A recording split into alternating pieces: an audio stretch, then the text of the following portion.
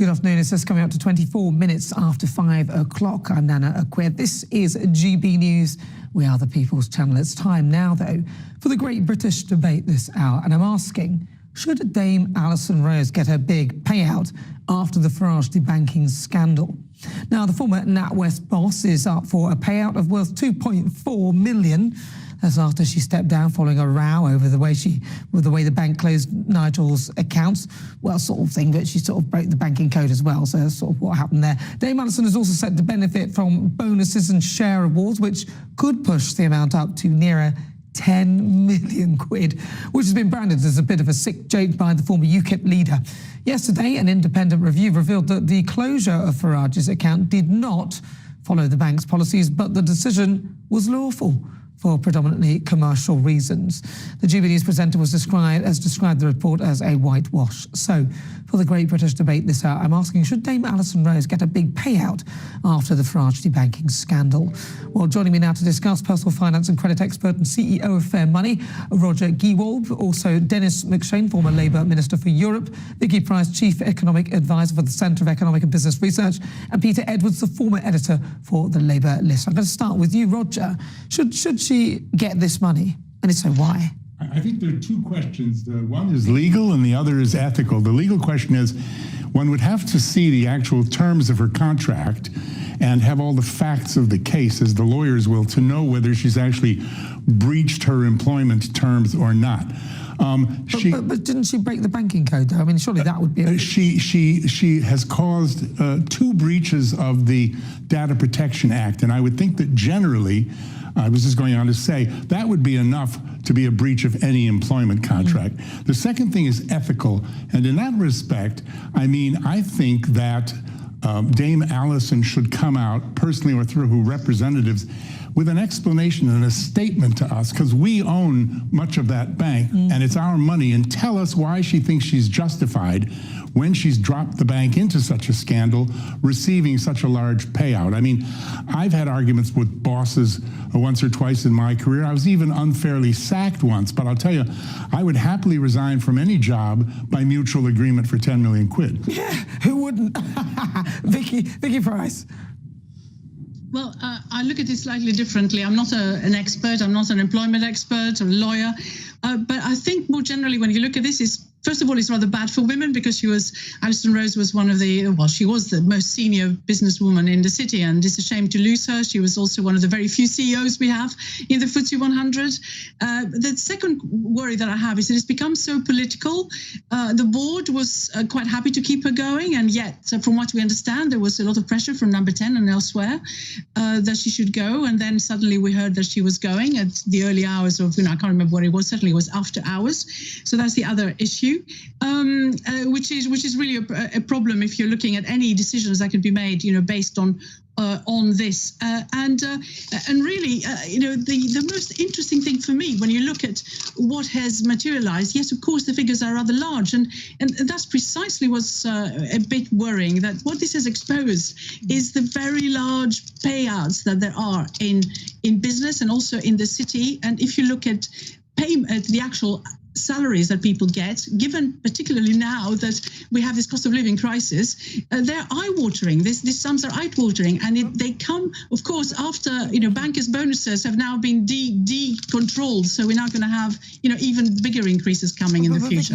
But the point is that she, as Roger said, she broke a couple of rules there. So should she actually be getting that money? I mean, what do you think? Yes or no? Do you think she should be getting that full payout in your view? In my view, if the contract that she has allows that to happen because of the reasons that she has gone, not being perhaps a gross misconduct but something else, then she should get it. All right, Dennis McShane. I'm very happy to see any bankster lose their bonuses. I completely agree with Vicky. They've done so much damage to Britain in recent years. They're debanking the entire country, not just dear old Nigel. What he was doing in Coots, the bank of the royal family, the aristocrats, what is he, the Earl of something, the Duke of Farage?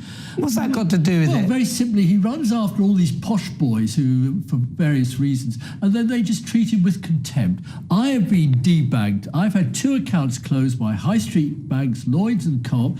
Did I run moaning to the media? No. Well, you should have done and exposed the scandal. If you'd exposed that. Perhaps I should. Very brave of Nigel to do that. They're not brave. Nigel brave? It was very brave of him. If he gets huge publicity, then he gets very courageous. No, but he lost. Listen, 10 banks refused to give him an account, and he could have literally. I mean, with that, you cannot live really without a bank account. So Nigel's not going to be on the street looking for free lunch. Well, you might be if you can't use a credit card or you can't get your own money. I think you're wrong there. You cannot, under law, not have a simple plain bank account, probably like the ones you and I have, without a lot of extra money in. 10 banks refused to give him an account, and those are basic banks. Okay, then they are frankly stupid, and if he's naming them, good luck to him naming them. I really think our banking structure in Britain, the industry, is worse than any I know in Europe. It's on a par with bits of Silicon Valley, and all the American banks are just so dodgy.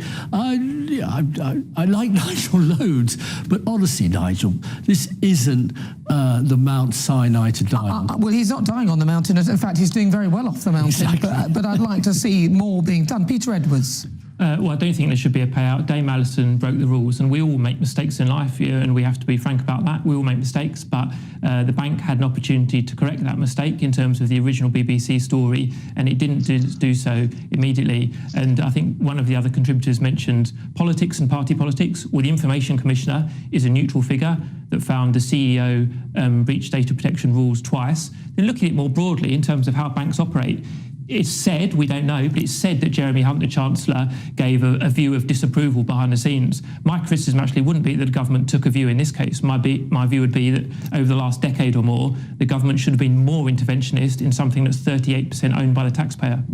Roger, you're moving on. I mean, every employment contract, from the lowest employee to the highest, starts with the clause, "Thou shalt not break the law." That's it in a nutshell. Did she actually break the law? She broke the data protection law twice, yes. Well, that's not a criminal offence, Roger, with all due respect. Neither is an employment contract. She should not. She briefed a journalist. It's a civil matter. It's a civil employment contract. There are dinners going on tonight, lunches tomorrow, meetings on Monday, in which senior political figures and business figures will talk to senior journalists and tell them things that they know because they want the journalists to put it into the public domain. Yeah, but I would she know. shouldn't be doing that. But that's her judgment. I can't believe she should be fired. Especially as a BBC reporter, Simon Jack. Simon Jack phoned her up and said, "Hey, that thing you told me yesterday, can I use it?" "Oh yes, dear boy, of course you can." For God's sake, what world are we living in with people like that are running major banks? But Peter's right then. Peter, he's right, isn't he? I mean, she shouldn't get that. We're all saying the same thing. So let's see. Does everybody agree? Peter, do you think that Dame Alison Rose should get this payout? No, we all make mistakes, but the bank could have corrected it earlier and they didn't. So I'm afraid to break the rules. Roger. I'm not saying she shouldn't. I said the first thing was legal. Can't judge that without the facts. The second thing is ethics. I think because we own the bank, she should give an explanation herself or through her representative of why she's justified in taking whatever large sum she does. She wouldn't even notice if she didn't have it. So just send it back, give it to charity, Alison, and shut this thing down. So should she get the money then? Well, to give it to charity, I have no problems with that. Should she get the money? Yes, she should get the money. To give it to charity, no problems with that. But it's my money. I don't want it to go to charity. I don't want it to go to charity. And finally, Vicky Price, should she get the money? I think if she hasn't actually broken the rules of the bank itself, and they think that her contract is such that she's entitled to it, then yes, she should get it. Right, well, that's their thoughts. What are yours? Thank you very much to Roger Guy-Wolf. He's a personal finance and credit expert and CEO of Fair Money. Dennis McShane, former Labour Minister for Europe. Vicky Price, Chief Economic Advisor at the Centre of Economic and Business Research. And Peter Edwards, former editor of the Labour List. So what are your views? GB Views at gbnews.com. This is GB News. We are the people.